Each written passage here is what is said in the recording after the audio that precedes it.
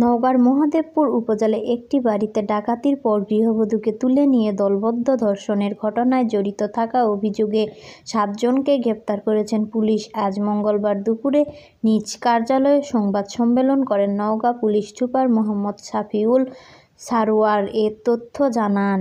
এর আগে গত 9 ডিসেম্বর রাতে মহাদেবপুরে একটি বাড়িতে ডাকাতি করতে ঢোকে ডাকাত দল। তারা বাড়ি থেকে টাকা পয়সা, স্বর্ণ অলংকার লুটের পর বাড়ি থেকে এক গৃহবধূকে তুলে নিয়ে দলবদ্ধভাবে ধর্ষণ করে। ঘটনার পর এই গৃহবধূকে উদ্ধারের পাশাপাশি ঘটনায় জড়িত থাকা অভিযোগে প্রথমে 3 জনকে ও পরে 2 জনকে গ্রেপ্তার করে পুলিশ। সর্বশেষ গতকাল সোমবার দিবাগত রাতে অভিযান চালিয়ে 2 জনকে গ্রেপ্তার করে মহাদেবপুর থানা police.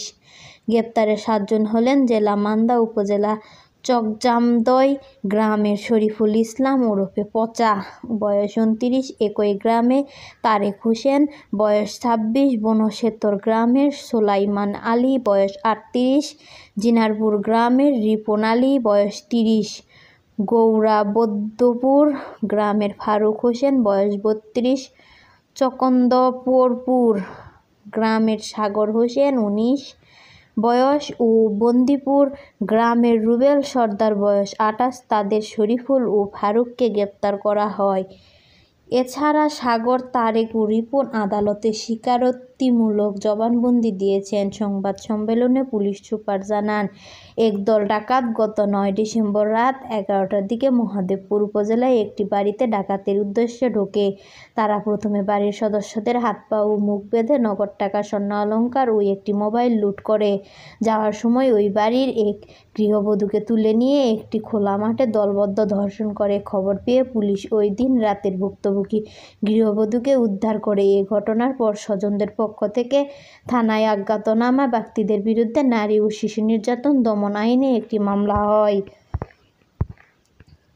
Police super Mohammad Safiul Sarwar বলেন, শুরুর দিকে ঘটনাটি পুলিশের কাছে কুলেছিল।